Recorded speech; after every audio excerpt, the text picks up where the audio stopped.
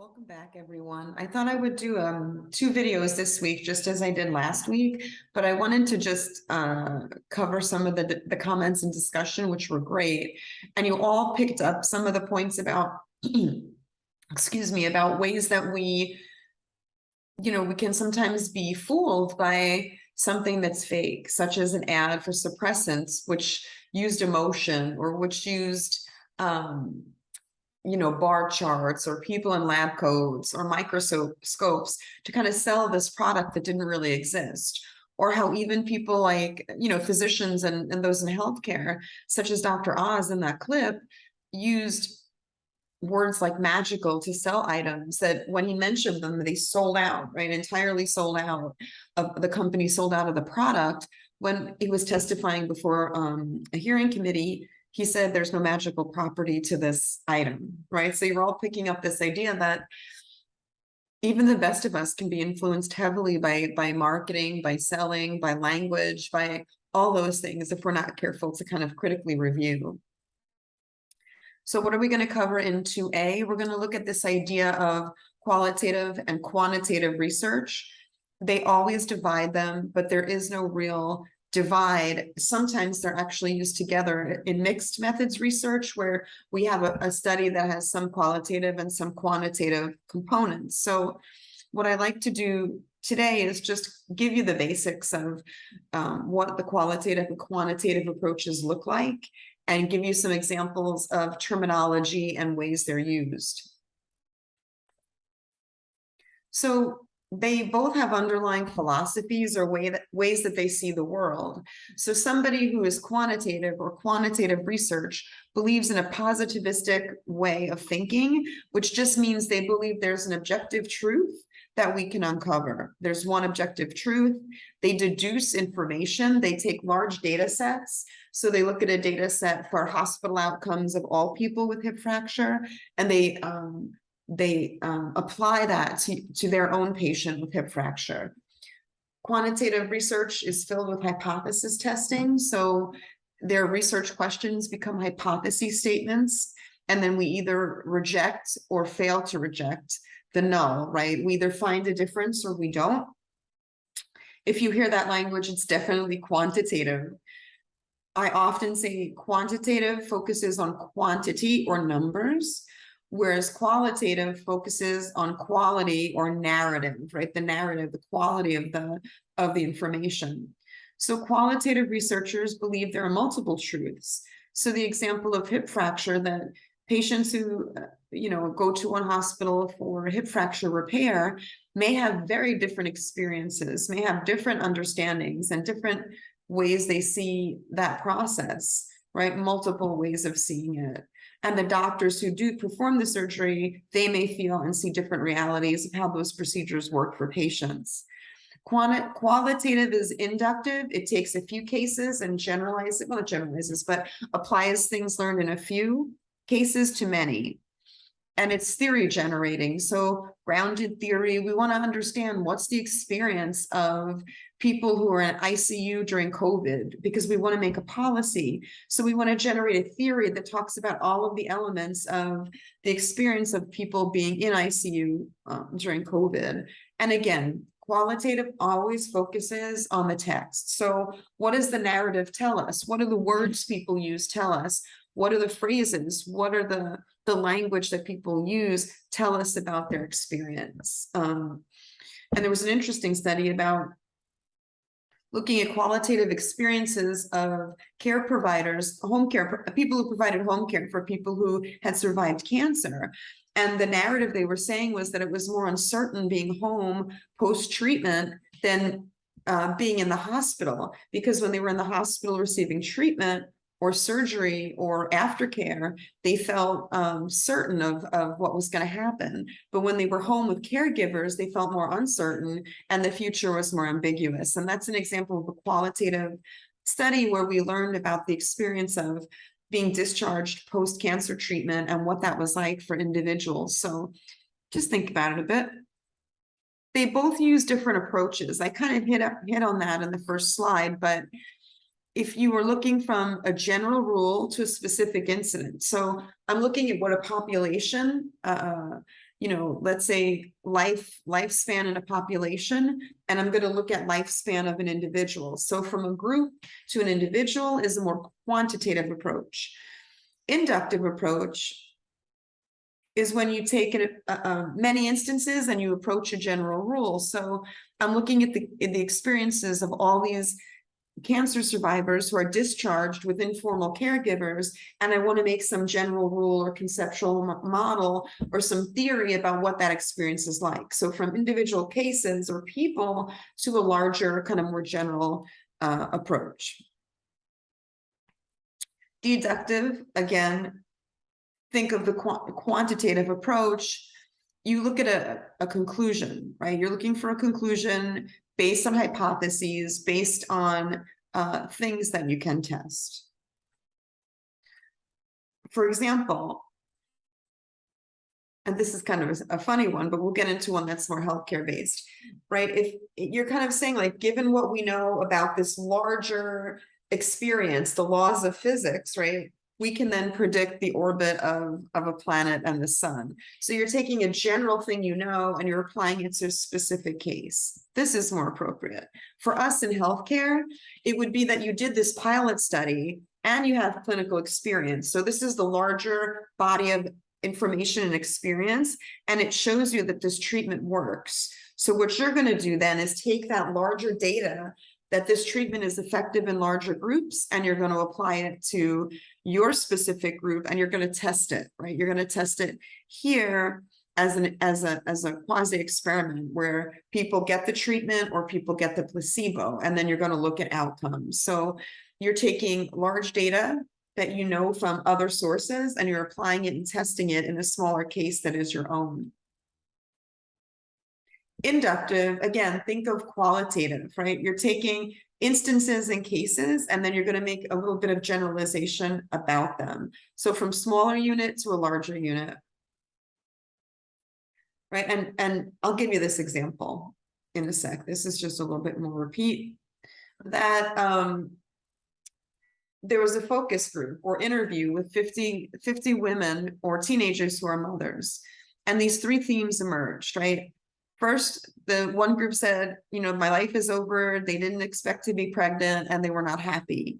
Then there was a second group that was like, I'm the best, right? I'm the best because I have a child and, it makes me feel more complete. Then we had the third group who was like, that having that child made them feel loved by either the child or the person who was part of that couple. So you take these instances, right? My life is over, I rock, right? Somebody loves me. And then you build a theory. So what do we know about teenage mothers? How can we put this together? Right? Sorry, I'm going to go back again. So the general theory that you might put together is that teenage mothers, the experiences vary, and that depending on a lot of other factors or variables or outcome or instances, that it can be an experience where teenage mothers feel, unhappy and depressed that it wasn't a planned incident, that they feel completed, or that, they feel that it has given them love. And you can continue to explore, right? So you could then go around and talk to more teenage mothers and see what they say. Try to find teenage mothers that have different ideas, so you could really flesh out and build a theory of why, or what's the experience of teenage mothers. And an example here of, again, we're back in inductive reasoning. So deductive is quantitative, inductive is qualitative. There was this study early on in the 1940s with a physician or a researcher, let's say, who studied 11 children that had these unusual behaviors, deeply recorded the observations of the children, was very interested in what they were doing, how they were acting. Based on all of these behaviors, he took these specific instances and labeled the condition autism, right? For us, another example would be that, again, interviews, right? So it's a qualitative process. We're interviewing parents of children who are premature. right, in the NICU or the neonatal intensive care unit. And they're looking at what kind of language, how do they feel? So how do the parents feel experiencing having their child in the neonatal intensive care unit? And then they want to figure out at the end, what can we do to better prepare staff to work with parents? So they're taking these instances. Some parents may feel, hopeful. Some may feel negative. Some may feel ambivalent. Some may have support. Some may not, right? Some may feel isolated. How do these parents feel? By learning this, we can come up with some recommendations, just as the example we gave about the teenage women who've had children. So epistemology, right? Language. It's a theory of knowledge, right? So both quantitative and qualitative research designs have their own worldview. It's the same thing as epistemology. They have the way that they see the world, right? Remember, the quantitative group believe there is an objective reality. The qualitative group would say that everybody brings their own perspective to reality. So we want to think about how a research design envisions the world. And here are some examples. So in the quantitative world, again, just recapping, numbers, quantity and quantitative. They look at positivism, empiricism, or objectivism, which means that we can uncover the truth or one overarching reality that everybody else agrees upon. It's led by deductive reasoning, driven by hypotheses, right? Large data. We use what methods? Math, statistics, often chemistry, engineering, biology. It could be epidemiology. It could be, you name it. Any allied health profession, of course, we use quantitative expressions as well. In the qualitative world, we look at meaning, right? Text, documents, language, people's conversations. The epistemology or worldview is constructivism or postmodernism. We don't believe that there's an objective reality. We believe that people in the same situation may experience it differently. It's driven by inductive questions, by research questions. The methods are participant observation, interviewing, focus groups, etc. And sociology, anthropology, and also in allied health, we use observational methods quite a lot and single case studies. So in reality, it's the hybrid. So this false qual-quant debate is just a false qual-qual debate, right? You don't have to pick a side. You just have to use the method or design that matches the research question that you're asking. And we use both. So I'm going to walk you through now quantitative, qualitative, and give you a more in-depth understanding of each one. So quantitative, as long as, there was a book that I've read when I was in grad school, and it was really this debate. It was a French-English debate, French-German debate of which came first, qualitative, quantitative, and which is the real kind of first science. But they both have early origins. And, this began in Enlightenment, this idea of scientific method, this idea of truth that we can get through rigorous logic. This was the early view of quantitative work. All of these things we've talked about, right? It's hypothesis-based. It gives experts a feeling of authority. It uses classification. It makes variables. It uses specific testing. And it uses positivism, or this idea that we can attain one objective truth. And the steps that we talked about in our first week, right? Define a problem, create a hypothesis, collect some data, state your conclusions, and begin, right? And this is a fixed pattern. So it's a dance that you can't change the steps for, right? You're just walking through the steps.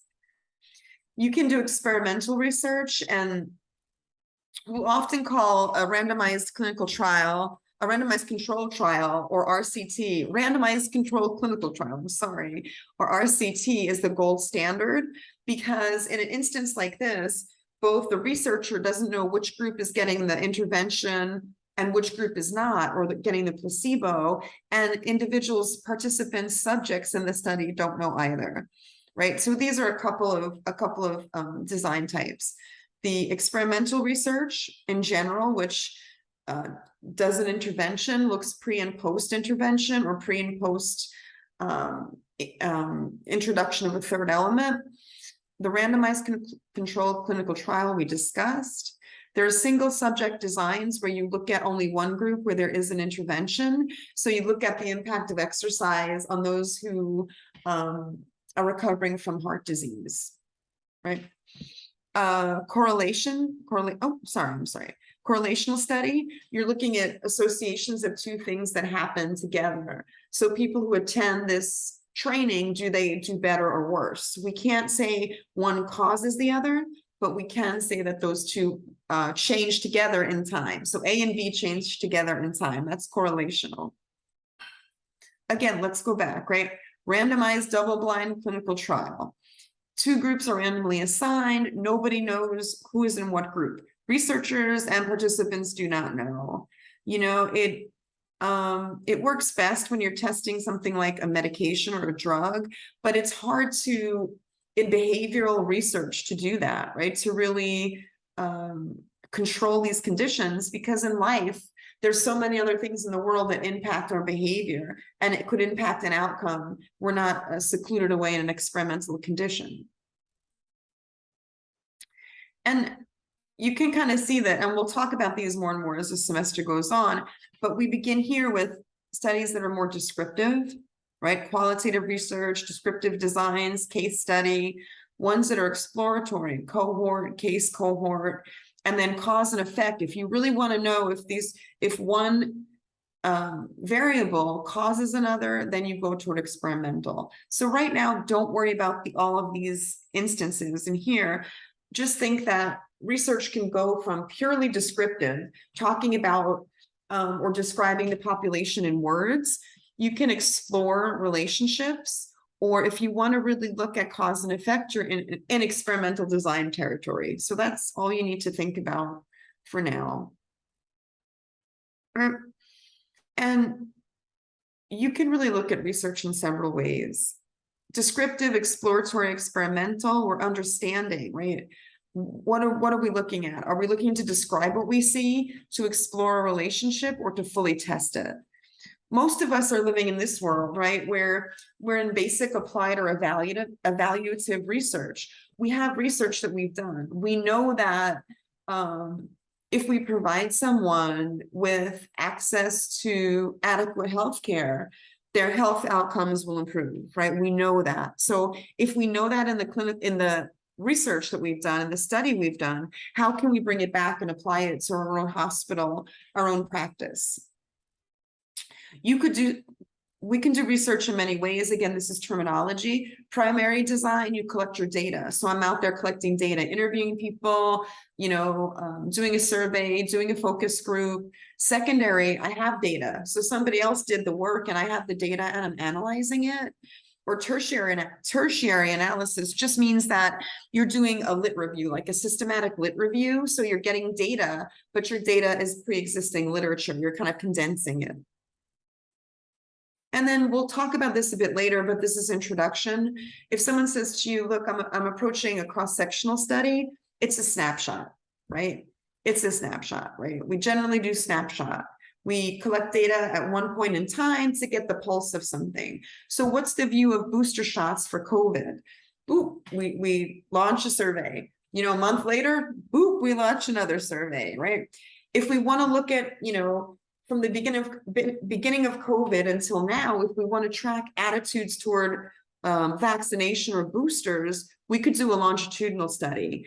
Longitudinal study where we either follow the same participants over time, or where we follow different, we switch people in and out of the study. But generally, a longitudinal study will follow the same population of people over time. So we could see over the course of the pandemic, did people's views of boosters or vaccinations change? Let's be real, right? All research, every single design has its pros and cons. So quantitative designs may not be good with some sensitive topics, right? And that sometimes you're using a survey or a scale, a depression scale or a quality of life scale that doesn't really fit your population, but you're kind of proxying that in. You can't always replicate a study. You can't always repeat it. And we may not get the full picture of what's going on. We may just see and understand the variables that we test, right? So a little bit of tunnel vision. And maybe it doesn't question the social conditions or the larger society or world that study is being conducted in, right? So it looks just at the study itself. Now here's not the flip side in a different way, but here's another approach. This is the qualitative model, and this is how we do qualitative research. A lot of it arose from fields of like observation. So ethnography, which means, you know, field work with people, anthropology, and it is spread and used in all fields, right? So its early origins brought it out. It doesn't look at reality in the sense that there's one truth. It wants to understand what is the reality for that person. And I'm going to give you an example that's health-based, but not. We looked at grandparents raising grandchildren, right? And we wanted to see what the experience was. What was the health impact for grandparents raising grandchildren?